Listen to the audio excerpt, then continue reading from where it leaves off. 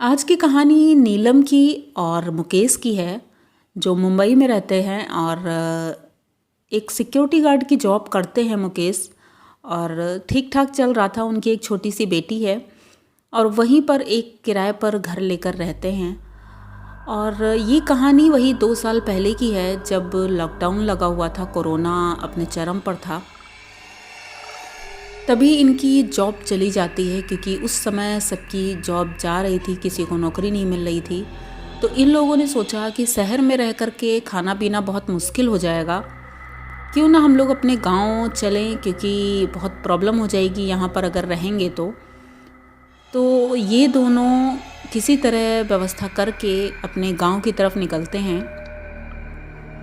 लेकिन बहुत मुश्किलों के साथ ये अपने गांव पहुंचते तो हैं, लेकिन गांव वाले इनको एक्सेप्ट नहीं करते हैं, क्योंकि ये लोग मुंबई से आए थे और उस समय बाहर से जो भी आता था उसे गांव वाले या कोई भी अपने घर आने जाने नहीं देता था।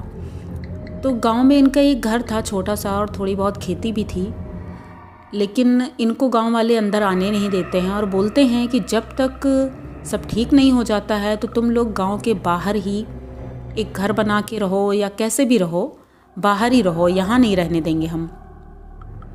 ये बहुत बड़ा चैलेंज था उनके लिए कि घर बाहर है नहीं और वहाँ कोई रहने भी नहीं देगा अपने घर में। बहुत मुश्किलों के बाद इन्होंने सोचा, और गांव वालों ने भी बोला कि हम थोड़ी मदद कर देते हैं। और रास्ते के किनारे ही जो उनका खेत था, वहीं पर उनके लिए एक मिट्टी का छोटा सा झोपड़ी नुमा घर बनवा देते हैं। जल्दी ही बन जाता है एक दिन में, और वो लोग किसी तरह उसमें एडजस्ट कर लेते हैं कि अब मजबूरी है, उन्हें रहना ही पड़ेगा। तो वो लोग वहीं रहने लगते हैं। और मुश्किलें तो बहुत आती हैं, क्योंकि खाने पीने की व्यवस्था नहीं हो पाती है। गांव वालों से थोड़ी बहुत मदद हो जाती थी, और मुकेश काम की तलाश में इधर उधर भटकता रहता था दिन भर। तो बहुत परेशान थे ये दोनों लोग, और छोटी बच्ची भी साथ में थी। हाँ, पानी की व्यवस्था हो गई थी, क्योंकि खेतों में बाहर ट्यूबवेल लगा हुआ था जहाँ से इनको पानी मिल जाता था। लेकिन और भी बहुत सारी परेशानियाँ थीं इनके पास, लेकिन अब कर भी कुछ नहीं सकते थे। इसलिए एडजस्ट कर रहे थे ये लोग कि जब ये लॉकडाउन ख़त्म होगा तो हो सकता है काम मिल जाएगा कहीं ना कहीं, और हम फिर से अपने घर जा सकते हैं गाँव। तो यही सोच करके दिन गुजार रहे थे। 1-2 दिन बीतता है और अब ठीक से चल ही रहा था उनका। लेकिन जहाँ वो रहते थे उसके ठीक सामने से मेन रोड जाती थी। रोड क्या, कच्चा रास्ता उसको बोल सकते हैं, गांव के लिए जाता था वो रास्ता। और वो रास्ता मेन रोड पर मिलता था जा कर के। वैसे तो ये कच्चा ही रास्ता था, लेकिन इनकी झोपड़ी के 500 मीटर की दूरी पर ही था। तो बीच रास्ते में एक बरगद का पेड़ था, जो कि बहुत ही मुश्किलों से लोग उसको क्रॉस करते थे, और इतनी परेशानी होती थी उस पेड़ की वजह से। लेकिन आज तक कोई उस पेड़ को ना तो काट सका है और ना उसे हटाने की सोचता भी है, क्योंकि काटना तो दूर की बात है, अगर कोई हटाने का भी सोचता है उसके साथ भी बहुत बुरा होता है। और कुछ लोगों ने काटने की कोशिश की थी, लेकिन वो लोग बच नहीं सके, ये गांव वालों का मानना है। जिसकी वजह से बहुत दिक्कतें होती थी कि बड़ी गाड़ी निकालना, और रात में तो छोड़ो, कोई दिन में भी जल्दी उधर से निकलने की कोशिश नहीं करता था, क्योंकि वहाँ पर कुछ था ऐसा जो आप लोग खुद जानते होंगे, जो मैं कहना चाह रही हूँ। तो ये इन लोगों को पता नहीं था, और ये लोग यहीं पर घर बना के रह रहे थे। अच्छा, जल्दी में गांव वालों ने भी ध्यान नहीं दिया, और इनका खेत यहीं पर था, तो इसलिए इनका घर यहीं बन गया। अब 6 बजे तक तो थोड़ी बहुत चहल पहल होती थी। शाम को गर्मी का मौसम था, तो 6 बजे उजाला रहता है। उसके बाद कोई वहाँ पर दिखता ही नहीं था। दिन में तो किसी तरह लोग आते जाते थे, लेकिन शाम के बाद तो बिल्कुल भी सन्नाटा हो जाता था और कोई नहीं निकलता था। ये बातें इनको कुछ पता नहीं थी। ये लोग यहाँ रह ही रहे थे। एक दिन इनके पति रात में खाना खाने के बाद वही थोड़ा बहुत चावल मिला था गांव से, वही बनाया और दोनों लोगों ने खाया। और खा करके मुकेश बोलते हैं कि मैं थोड़ी देर बाहर टहल के आता हूँ और तुम आराम करो। तो नीलम बोलती है ठीक है मैं आराम करती हूँ, पर जल्दी आ जाना और रात बहुत होने वाली है और जंगल है, खेत हैं, तो सेफ भी नहीं है ज़्यादा। वो बोलता नहीं नहीं तुम परेशान मत हो, मैं यहीं पास में ही हूँ, थोड़ा टहल के अभी आता हूँ। तो वो चला जाता है। अब उसके 2-3 घंटे हो जाते हैं, मुकेश वापस नहीं आता है। ये बहुत परेशान होती है और दरवाज़ा खोल के देखती है बाहर। तो थोड़ी दूरी पे मुकेश दिखता है उसे, वो टहल रहा था और शायद किसी से बात कर रहा था। दूर से इसे अंधेरे में समझ में नहीं आया और उसके बाद ये फिर अंदर आती है। थोड़ी देर बाद मुकेश आता है और आ करके चुपचाप लेट जाता है। बहुत खुश था आज तो, लेकिन नीलम भी बहुत थकी हुई थी इसलिए उसने ज़्यादा कुछ पूछा नहीं। ये लोग सो जाते हैं। ये रोज़ का सिलसिला बन गया था। अब रोज़ मुकेश रात में खाना खाने के बाद जाता था और देर रात आता था। नीलम को ये बात अब खटकने लगी थी धीरे धीरे कि ऐसा क्या है जो रोज़ रात को ये जाते हैं और इतनी देर तक टहलते हैं। एक दिन नीलम ने सोचा कि मैं खुद जा कर के देखूंगी आखिर ये करते क्या हैं वहाँ पे। तो जैसे ही मुकेश निकलता है तो नीलम उसके पीछे पीछे चल देती है। जब वहाँ जाती है तो देखती है कि जो बरगद का पेड़ था उसके चबूतरे पे मुकेश बैठा हुआ है और उसके बगल में एक लड़की बैठी है।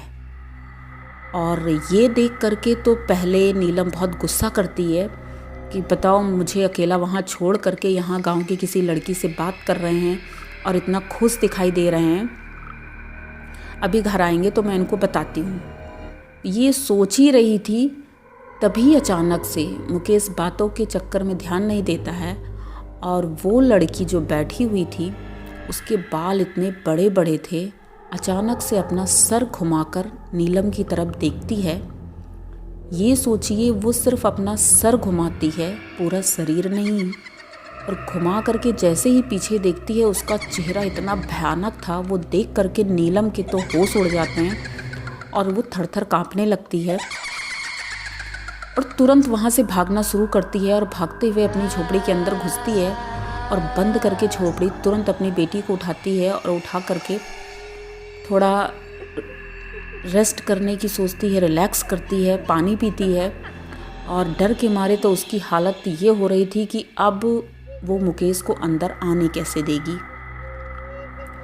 थोड़ी देर तक जब वो रिलैक्स हो जाती है, थोड़ी देर में मुकेश आता है और दरवाज़ा खोल करके, क्योंकि कोई दरवाज़ा नहीं था वो लकड़ी का ही था, तो वो खोल करके अंदर आता है और बैठ जाता है। उनके पास बेड नहीं था, ज़मीन पर ही बिस्तर लगा हुआ था, तो वो चुपचाप लेट जाता है। तो ये बोलती है कि तुम कहाँ थे? तो वो बोलता है कहीं नहीं, बस टहलने गया था। तो वो गुस्सा करती है, कहाँ टहलने गए थे? तुमको पता भी है कहाँ टहलने गए थे तुम? वो इतने अजीब सी आवाज़ पे बोलता है। वो पीछे मुँह करके लेटा हुआ था और उधर ही से अजीब सी डरावनी सी आवाज़ में बोलता है, क्यों तुमको पता नहीं है मैं किससे बात कर रहा था? पता है ना तुमको? अगर पता है तो आज के बाद तुम मुकेश को रोकोगी नहीं मेरे पास आने से। अगर तुमने रोका तो ये तुम्हारे लिए ठीक नहीं होगा और तुम अपने पति से हाथ धो बैठोगी। ये सुनते ही नीलम बहुत डर जाती है, लेकिन कुछ बोलती नहीं। फिर उसके बाद वो चुप हो जाती है एकदम, क्योंकि वहाँ अकेली थी वो, कोई हेल्प करने वाला नहीं था उसकी। तो वो चुपचाप लेटी रहती है। अब उसकी नींद तो उड़ ही चुकी थी और सिर्फ अपने पति को देखती रहती है और वो तो सो जाता है आराम से। ये रात भर नहीं सो पाती है। उसके बाद दूसरे दिन ये सोचती है कि मैं अब किससे बताऊं, गांव जाऊं या फिर किसी और से बताऊं। ये सोचती ही रहती है और इसी तरह 1-2 दिन निकल जाते हैं। उसका रोज़ का वही रूटीन था, खाना खाने के बाद रोज़ रात में वो चला जाता था और वही 2-3 घंटे बाद ही आता था।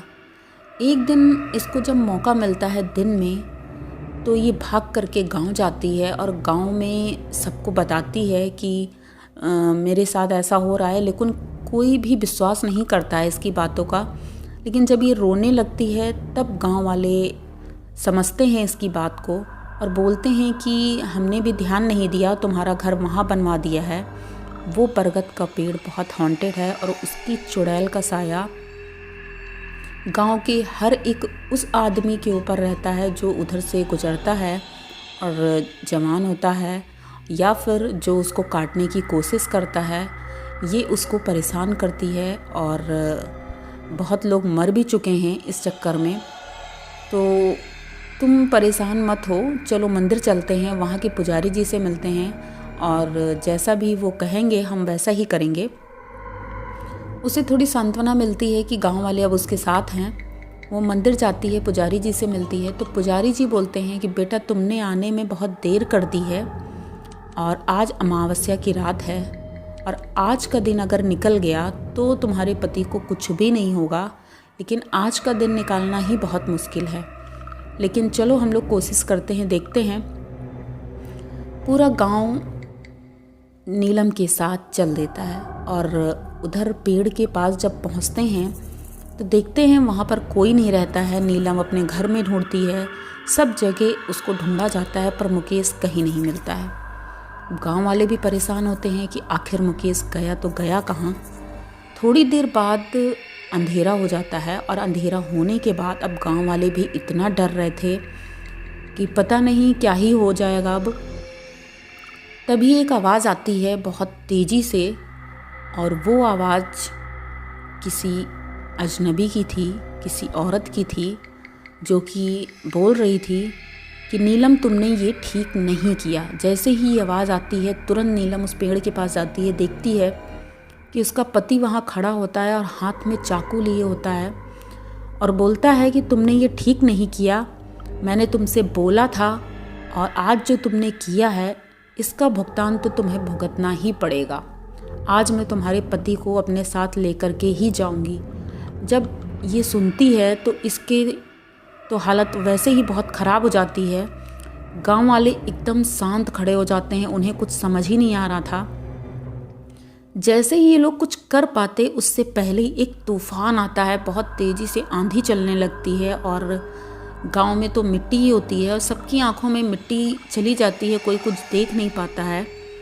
और थोड़ी ही देर में एक चीख के साथ वो तूफ़ान थम जाता है और जैसे ही सबकी आंखें खुलती हैं तो आंखें खुलने के साथ ही सबके होश उड़ जाते हैं, क्योंकि उस जगह पर मुकेश की लाश पड़ी थी। मुकेश ने अपने आप को ख़त्म कर लिया था।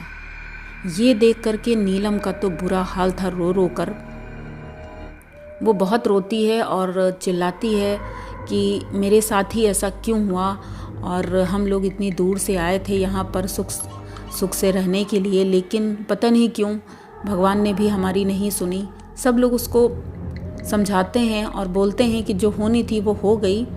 उसको ले करके सब बाहर आते हैं और अब तो रात भी हो चुकी थी, तो सुबह का इंतज़ार करते हैं और मुकेश का क्रियाकर्म करते हैं।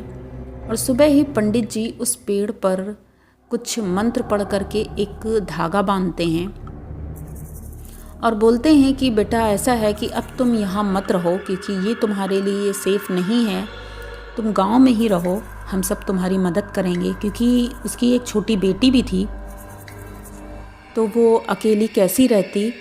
लेकिन गांव वालों ने बहुत मदद की और उसके खाने पीने की व्यवस्था की, सब कुछ किया। आज नीलम इतने अच्छे से तो नहीं, लेकिन हाँ फिर भी अपनी ज़िंदगी जी रही है और गांव वाले भी मदद कर रहे हैं। उसको भी छोटा मोटा काम मिल गया है गांव में, जो कि वो कर रही है।